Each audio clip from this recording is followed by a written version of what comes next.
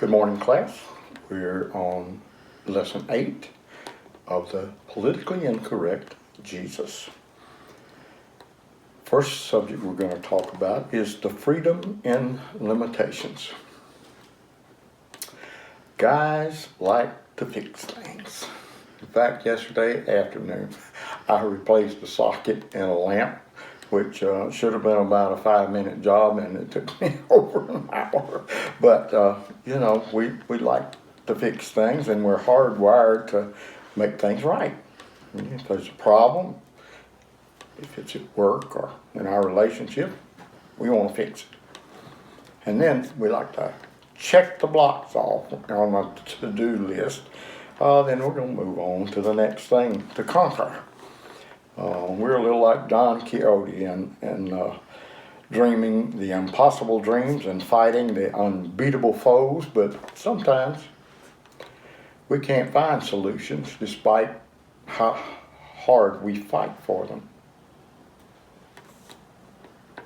Most of us, or some of us, have to take care of elderly relatives. Joe Battaglia's wife has MS. She's in a wheelchair and she's not able to stand or walk. As with our situations with our elderly parents, try as we might, we are not able to fix the symptoms that they have. So life can be hard on us as caregivers. We have to give up things we enjoy doing, change our lives basically, and sublimate our needs for our loved one. Well-meaning people who know our situation will come up to us and say things like, "I don't know how you do it."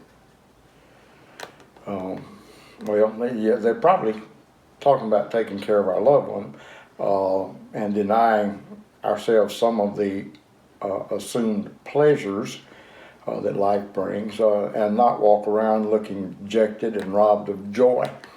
Well-meaning comments from those folks, but devoid of context. Sometimes when we are in a caretaker situation, we can feel bad at first, but we have to change our perspective. It just may be that the limitations imposed on us as a result of taking care of that loved one actually enhances our understanding of freedom.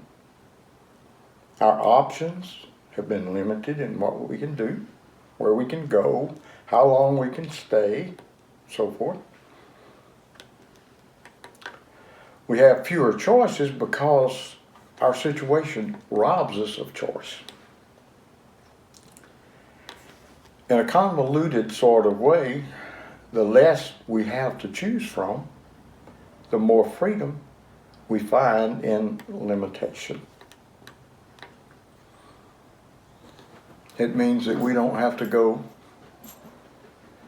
to a family reunion where there's one member that we don't particularly like and they don't particularly like us. We're limited. I have to go home and take care of Mama or Daddy.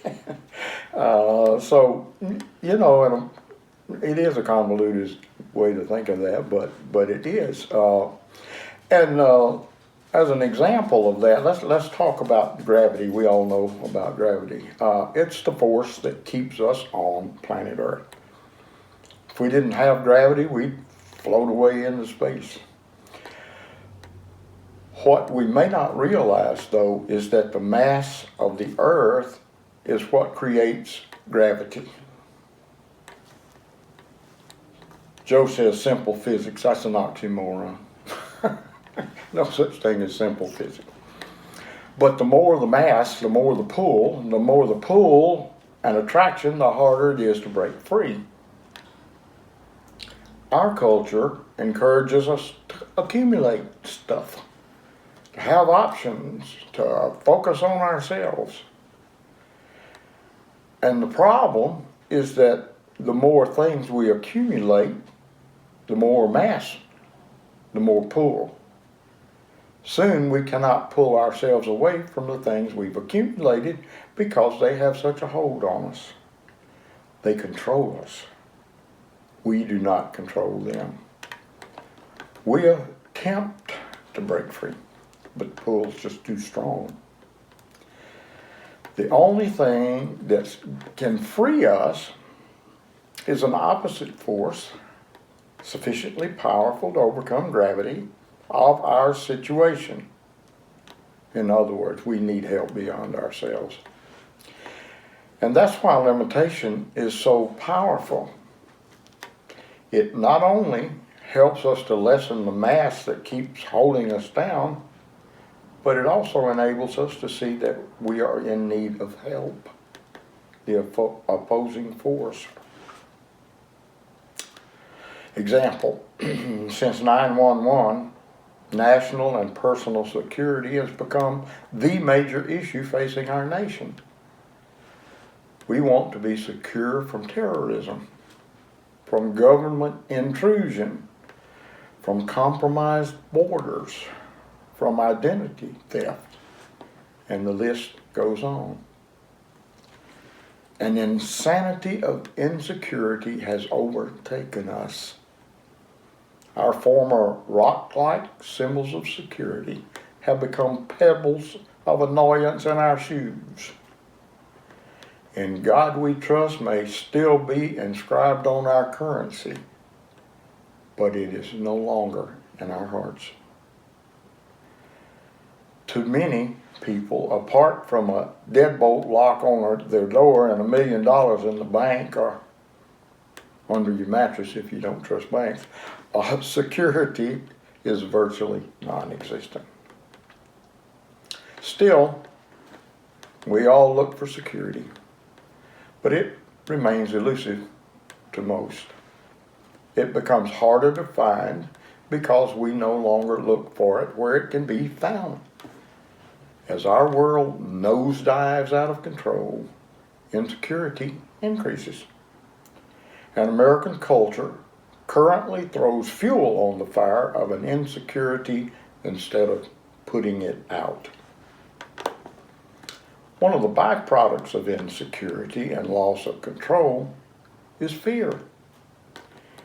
Insecurity is not based by not caused by the presence of fear, but rather the absence of control.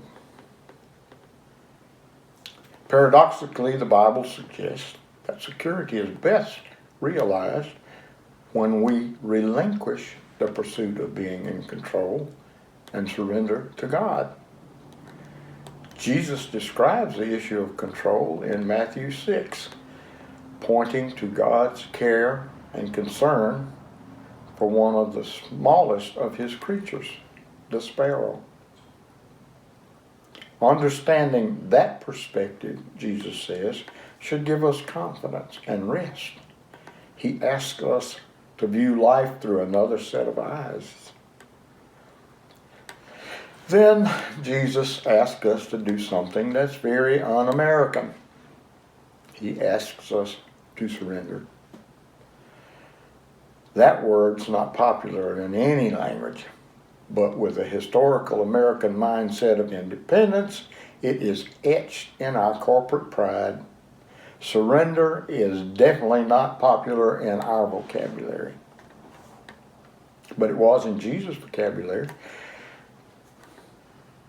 His surrender, though, was in the form no one quite understood. In fact, it's still hard to come to grips with it. Jesus is God, yet he surrendered his will to that of the Father's. Let's see what Jesus says in John 6:38. "For I have come down from heaven, not to do my will, but to do the will of him who sent me." Christ's agenda was to merely do the will of the Father. That provided him all the security he needed. It should do likewise for us, but we like our independence. We think we have rights. Those of us who have been or are caregivers sometimes would like to be independent from our loved ones' needs.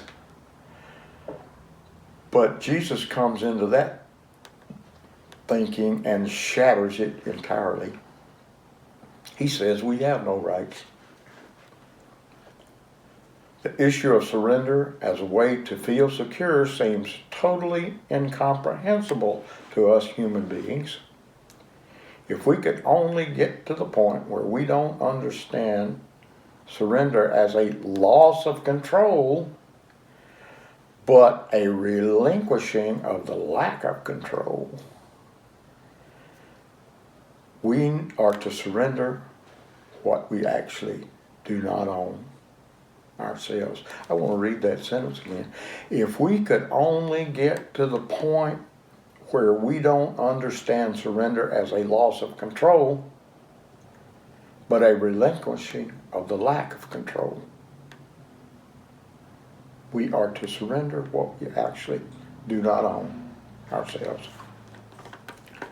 And that's what Jesus was trying to say to anyone who would listen to him. You're living under the illusion of control. Ultimately, he was saying, I'm the one and only one who can offer you salvation and freedom. I don't know about y'all, but I'll take my chance with God in control.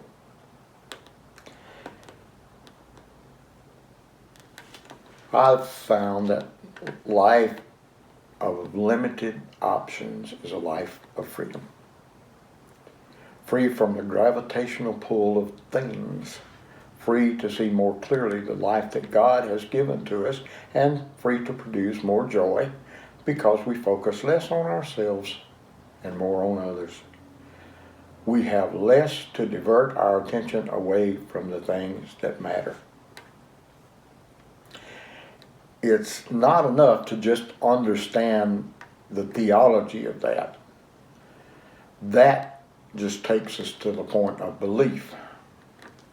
But trusting in God makes it a reality. So, if we're looking for real freedom and security, it may be in living the life of limited options.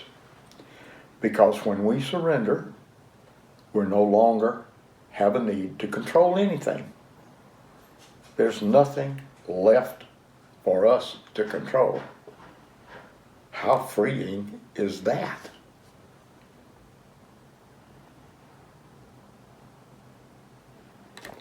Power to the people. I'm sure most of us remember the late 60s and the other 70s. While I was at Auburn, I didn't have a clue about some of the things that were going on, protests and folks getting arrested for having marijuana, which was illegal. At the same time, I was there. Joe was a student at Boston University. Now, what went on at Auburn has no comparison to what went on at Boston University. And in fact, it was called the Berkeley of the East due to the large amount of radical activity at that time on the campus. They had the Students for a Democratic Society, SDS, Weathermen, the Weather Underground, Hare Krishna, openly avowed communist, and a host of other groups that contributed to an amazingly electric atmosphere on that campus. The aroma of marijuana was everywhere. In the student union, study halls, in Fenway Park. Joe says he would joke with his friends back home that he never smoked, but he most definitely inhaled. I can say that's true of me in the Air Force in Thailand. And it was usually near the military police barracks. Anyway, unless Joe was able to hold his breath all day, it would be impossible not to inhale. it was not boring. Among the many colorful words and new terms that were prevalent back then, one phrase in particular became an anthem of sorts to many involved in the anti-government protest movement during the late 60s. That phrase was "power to the people," which reflected the naive thinking that people, everyday masses, should take back power from the political parties and ruling elite in order to form a more egalitarian society. There was just one problem with that. Once someone gets power, they very quickly learn how hard it is to handle. Power has a habit of consuming those who seek it, and it ultimately will turn on them like Frankenstein's monster, totally out of control. Today, political correctness also says that it wants to give power to the people. But there's a catch. Political correctness desires to exercise control over the process. But unlike the 60s, it wants to control cultural thought instead of political power in order to further its agenda. And they have pretty well succeeded in that. In the midst of new cultural thoughts, it's always good to remind ourselves of the kind of power and control that Jesus identified as characteristics of those who belong to him. They contradict much of what political correctness seeks to achieve today. First of all, Jesus' self-pronunciations of being God flies in the face of political correctness, which leaves no room for God. Christ's agenda was to do the will of the Father and show that the greatest example of power was not to control, but to wash feet. Let's look at that, John 13:12-17. When he had finished washing their feet, he put on his clothes and returned to his place. "Do you understand what I have done for you?" he asked them. "You call me teacher and Lord, and rightly so, for that is what I am. Now that I, your Lord and teacher, have washed your feet, you also should wash one another's feet. I have set you an example that you should do as I have done for you. Very truly I tell you, no servant is greater than his master, nor is a messenger greater than the one who sent him. Now that you know these things, you will be blessed if you do them." Contemporary PC culture seeks to mandate its worldview that's ultimately about power and control, while Jesus' identity was in the cross, which is all about humility, obedience, and death to self-will. So, how does PC thinking seek to achieve power? And what does Jesus have to say about real power to the people? One of the mantras of political correctness is that everyone has a right to be right. And disavows truth beyond our experience. Jesus said that truth is not beyond us. It was in plain view for all to see. It was him. The problem with that comment in the PC context is that truth becomes singular and grounded in the individual. And that's the problem that PC has with Jesus. Jesus came along to say that there's a plumb line for truth, which by design and definition does not allow deviance from that line. That, excuse me, that thinking directly contradicts the current PC moral position of truth being fluid to fit the whims of each person. Kind of like your truth is as right for you as my truth is for me. It would really be good if people would stop and think a moment before they say something like that. Or at least use another word other than truth.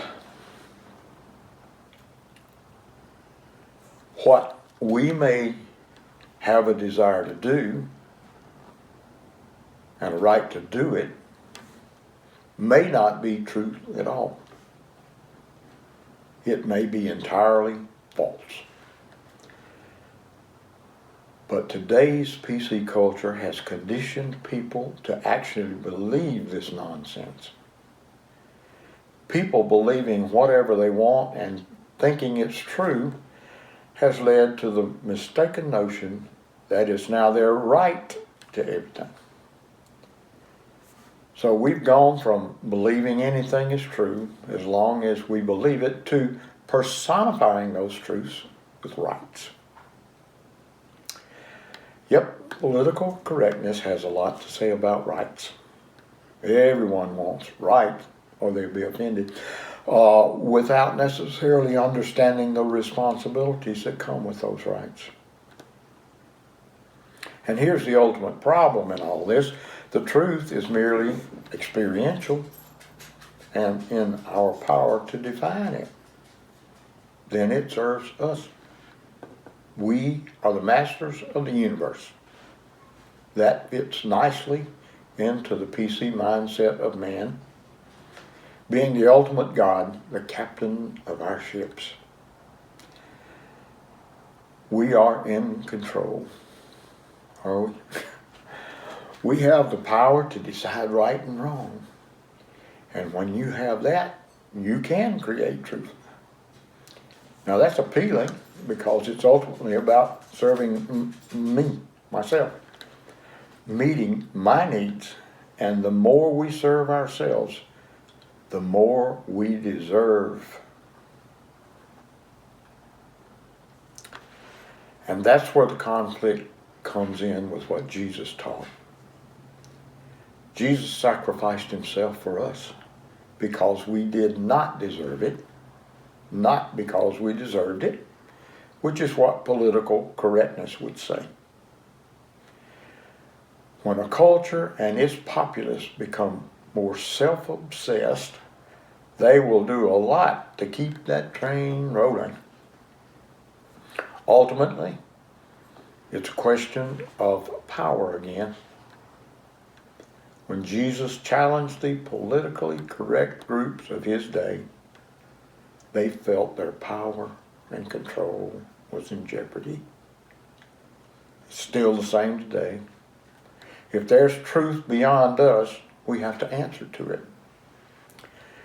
Jesus claimed to be that truth. I am the way, the truth, and the life. And the people did not want to answer to him then, and they don't want to answer to him today. Unfortunately, our current generation is being raised to believe that there is no moral plumb, no absolute truth. So we do whatever we feel is right based on any number of influences we allow into our lives and mold and shape those beliefs. PC thinking opens the floodgates of the dam because the belief that there are no boundaries. Problem is, if anything goes, you'll get drowned in the aftermath. And that's what we're experiencing today. We're being drowned in the flood of moral decay. And this is not about sex, drugs, and rock and roll. This is about the decay that comes as a result of deciding there's no longer truth. When that happens, the crumbling begins. We see it first in our families, and then in how we treat each other. Next, it moves to corporate ethics. That's why social problems such as hate crimes and white-collar crimes increase in more politically correct climates. Simply, PC thinking undermines the foundation of a culture because it removes models of selflessness as an attainable and noble goal. What does it replace it with? Models of selfishness, however subtle and cloaked they are in the delightful finery of defining one's own truth.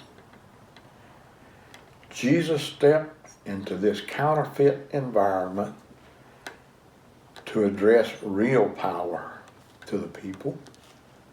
He spoke about losing your life on behalf of others in order to save it.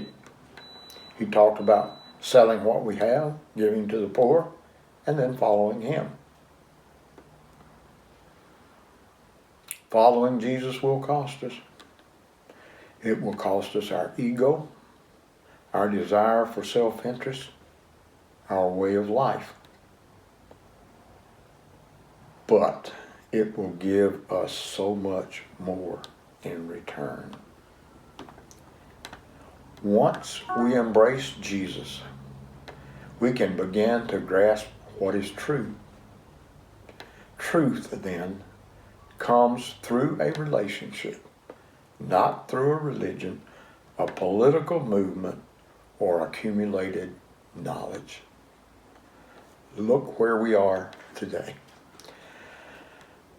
I hope through today's study that we have a deeper understanding of what has gone on, what is going on in our culture, that it will encourage us to rely more on Christ, less on ourselves, to try to control less and to serve more, try to be a light in the darkness that surrounds us in this period of time in our country, and to ask God for the help that we need to do those things. Next lesson, we're going to talk about Independence Day and the psyche of the second coming. Should be interesting. Let's pray. Father, thank you. So much going on that just not only concerns us, but just we don't understand.